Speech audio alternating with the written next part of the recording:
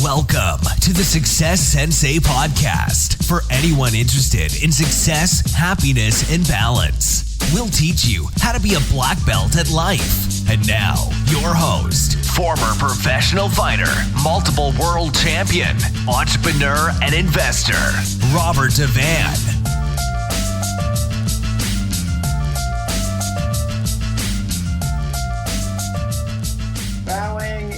This is Roundhouse, Rob the Success Sensei, helping you to win at life one kick and punch at a time. Episode 67. How to hit as hard as you possibly can. So I'm kind of going back to my roots with this one. And I've been teaching this a lot lately with my clients. Basically, how do you hit harder and how do you hit as hard as you possibly can? Why am I recording this podcast, especially when not everybody listening is into martial arts or wants to be a martial artist or wants to be a fighter? And you don't have to be, obviously, to listen to the Success Sensei podcast. The reason why I'm doing it is knowing how hard you can hit and knowing that you can hit as hard as you possibly can does give you overall confidence, which exudes into every area of your life. You can be a super nice person, but there's no harm in having a little edge, and there's no harm in people being able to detect from you that if you had to defend yourself, you could. Even the process of practicing hitting as hard as you can, I mean, it is great for stress relief. And also, I mean, it's good for health and it's good for fitness. So confidence, defense, gives you a little bit of a psychological edge. It's good for stress relief and overall it's good for your health. So it's a win-win being able to hit as hard as you possibly can. For the most part, I'm going to be talking about the competitive aspect of hitting as hard. So in relation to competitive martial arts or combat sports, competitive fighting, I'll try to keep it general. I won't narrow it down to one specific discipline of martial arts. So just in general. So it can be true as well for self-defense, but I'm not necessarily talking about hitting as hard as you can in a self-defense scenario, because then I'd have to give you lots of disclaimers and lots of moral code as to when is acceptable and when's not acceptable, etc., etc. So I'm pretty much talking about in a competitive sense, or even just yourself in training, yourself and a punch bag. More than likely, you're going to need a punch bag to practice everything that we're talking about. It's going to be very hard to do without something to impact on. But the good news is most gyms have a punch bag nowadays. Most normal, regular gyms will have punch bags. It's impossible to watch any kind of a movie, superhero movie, or any kind of a movie that the leading person in it doesn't have a punch bag in their bachelor pad loft apartment in New York. So I know a lot of people have punch bags and access to punch bags in their homes or in their local gym. And if you don't, try to get access, because you're kind of going to need that particular piece of equipment to really test all of these things and these points that I'm going to tell you. So without further ado, let's cut to the chase. How do you hit as hard as you possibly can? Right. Number one, full rotation. You've got to fully turn into absolutely everything. Whether it's punches, whether it's kicks, whether it's an elbow or a knee, you can classify the strike in whichever strike you favor. But full rotation, a full twisting body motion into absolutely anything that you're throwing. Do not cut it short. So don't try to use a micro technique if you're trying to hit as hard as possible. It has to be maximum movement. That was number one. Sounds obvious, but people don't really do that. Number two is, if you tense up, and you tense up early, you're actually going to inhibit your power. You have to stay, if it's a punch, obviously a clenched fist, but it has to be fairly relaxed so that you can access speed and then tense milliseconds, just at the last milliseconds just before the impact. So to tense up your arm, or to tense up, I see it in kicking a lot, especially when you're throwing a roundhouse kick. People have their legs so tense right at the start that it slows down their kick, and when the kick lands, it's all going to just be leg that's connecting. And your own musculature, your own tension of your own muscles in your arms or in your legs can actually inhibit the strength and the power that you can put into your strikes. It can actually stop you, because your own muscle tension can stop you from the impact that you're looking to do. So that's number 2. Don't be tensing up. Don't be overly tense. That's why you'll hear coaches on the sideline going, relax, relax. And it's to try to stop the fighter from being tense. Now, it's easy to shout in relax when every cell in your body is telling you to panic and you're in a highly tense, highly nervous, adrenaline-fueled situation, and someone's shouting at you to relax when your opponent wants the exact opposite result for you. So it can be very hard to relax, but that's what they're trying to say. Take any unnecessary, any hunched shoulders, any unnecessary tension away, so that you can move quicker. Speed equals power as well. So only tense on the very, very last second. You are going to have to breathe out when you strike, and on every strike. So if you do 5 hard strikes in a row, it has to be 5 exhalations in a row. And this is what catches a lot of people out, especially beginners. They hold their breath a lot and they think it's only down to their fitness. That's the reason why they're out of shape or they're out of breath. And it can be to do with holding your breath. So if you were going to lift something very heavy, could be weights, could be a sofa, could be a big flat screen TV, and you're going to lift it and you're going to hold your breath as you lift it, you really are causing yourself immense difficulty. And you're going to make it a hell of a lot harder than it needs to be. So you have to breathe out on any kind of a major strike. So any power strike, you need to exhale, and a solid exhale, not one that's just lets all the breath and energy escape out of your mouth, but a concentrated one that actually tenses up your core. And if you can time it as well with the impact, it's going to make the strike even stronger. Right, on to number 4. So we are going in order today, believe it or not. Number 4 is the second most important of the lot, because we've got 5 points. The second most important is focus on using your body weight. Sounds obvious, and I know you're thinking this is nothing new, but you know what? Everybody I train, from beginners to intermediate fighters, have difficulty using their body weight. There's still too much arms and too much just legs. So you don't punch with your arm, you punch with your body. You don't punch with your leg, you punch with you kick with your body. You don't just kick with your leg. So you know exactly what I mean. You're trying to use as much body weight as possible for lots of different reasons. You might be very strong naturally, but there's not as much strength in just one limb as there is if you manage to put your entire body weight behind the strike.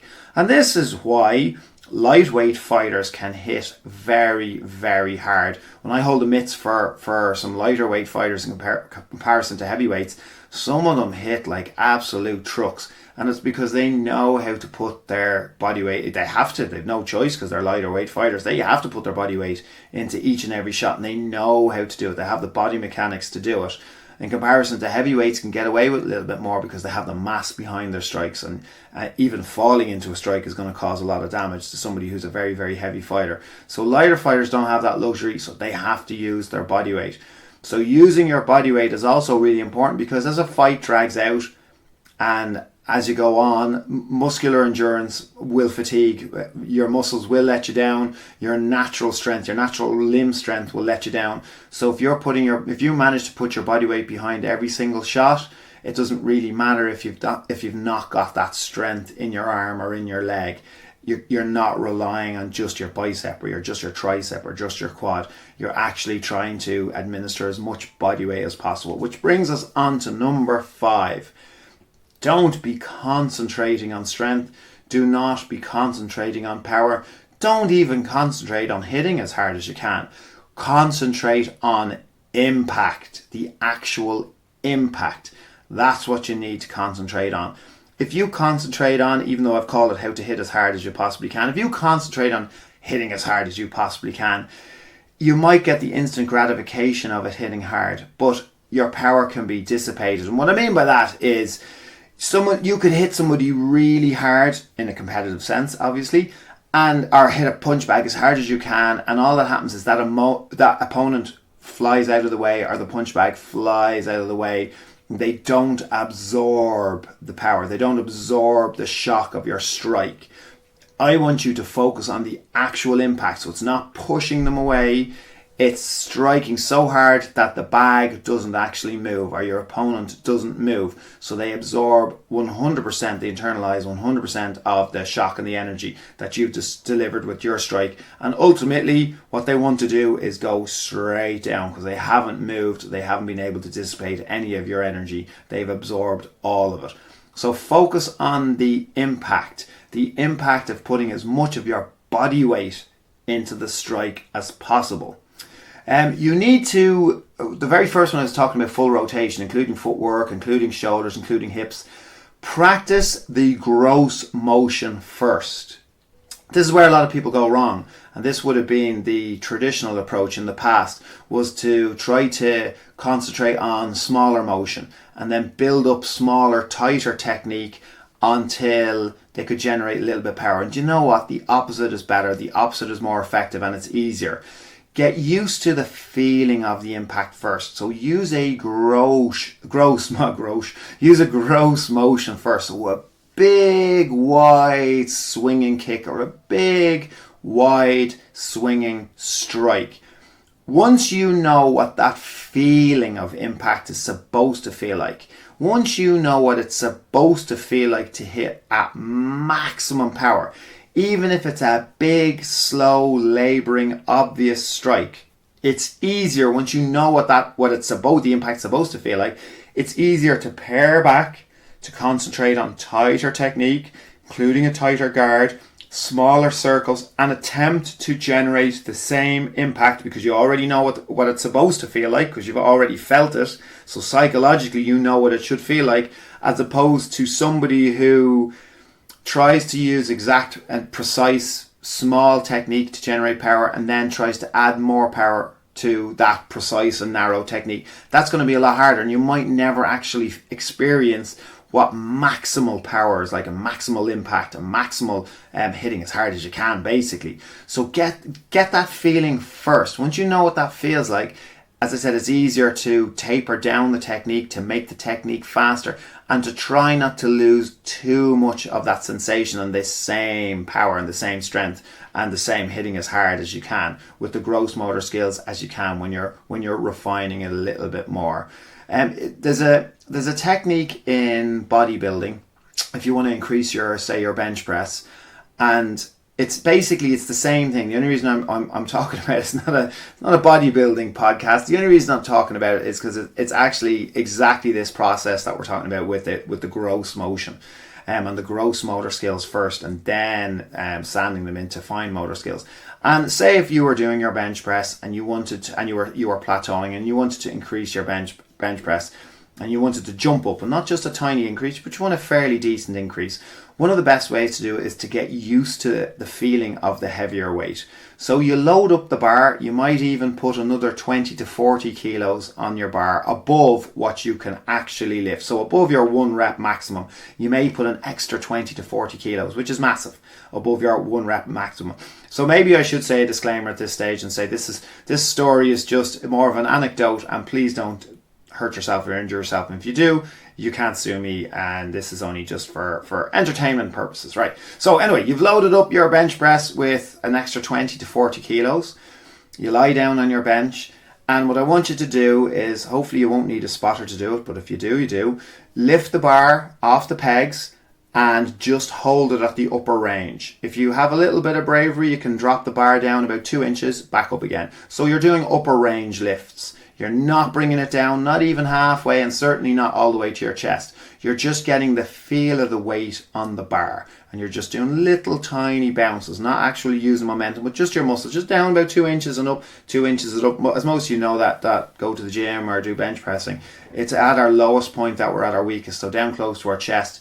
That's where we would struggle to get the weight off ourselves. Anyone who's ever dropped the weight themselves will know exactly what I'm talking about. But upper range lifts, where you've taken the bar off the pegs, it's way heavier than you're normally used to get the use of the feeling of what that weight actually feels like. And you lower the bar and you raise the bar, and you lower the bar and you raise the bar, only a couple of inches. You might do one set of 20 reps. It's not that much. You'll fly them out.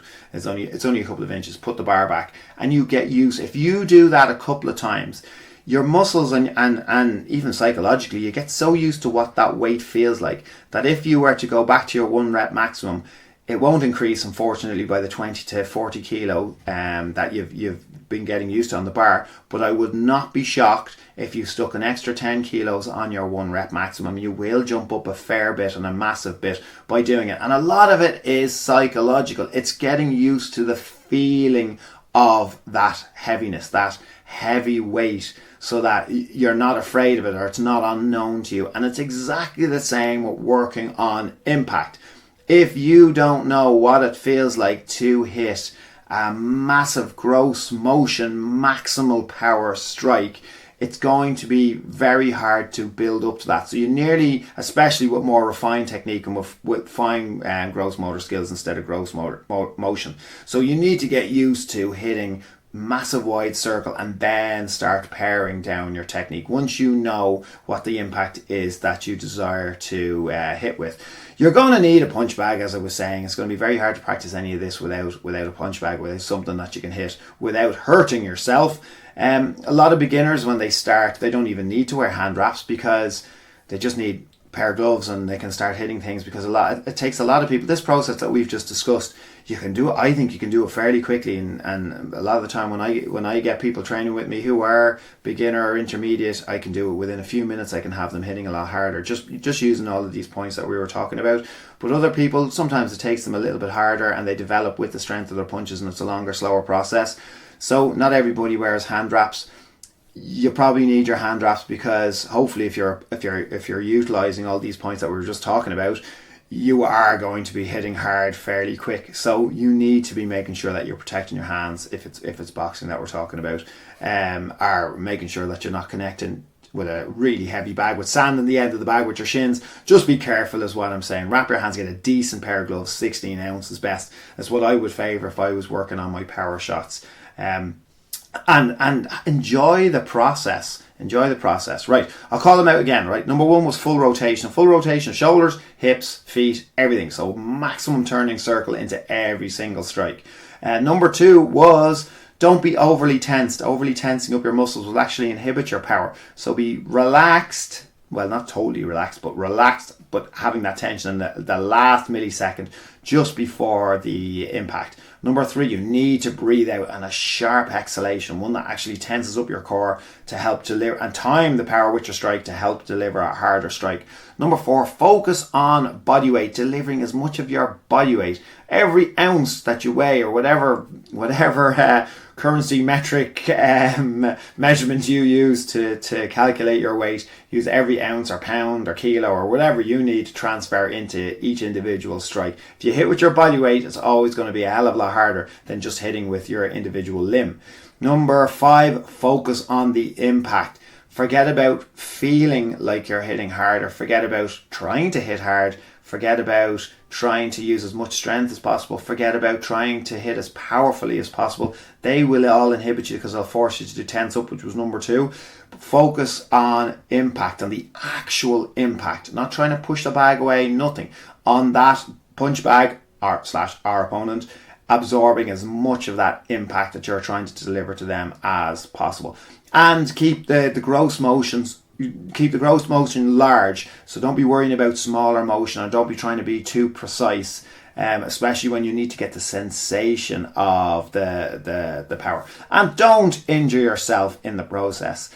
Again, just really briefly before I sign out, it used to be a thing in the past from a coaching point of view that you would not let a student of martial arts hit something until the technique was perfected.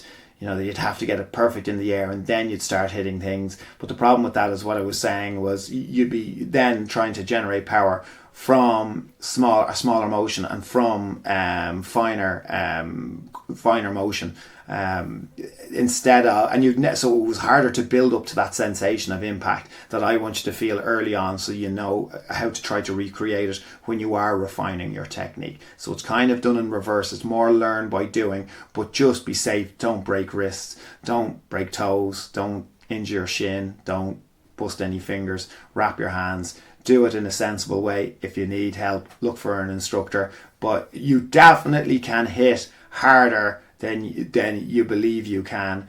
and you definitely can hit harder than you know you can. Physically you can do it, and also psychologically you'll be able to do it. Hopefully you found it interesting. Hopefully you give it a go. I would love to hear your results, so message me anytime. Thank you for listening. I'm Roundhouse Rob, the Success Sensei. Life is a fight you can enjoy and win. Bowing out. This has been the Success Sensei, fighting the winning fight. So add us, subscribe, like, and comment. Keep those hands up and keep moving forward.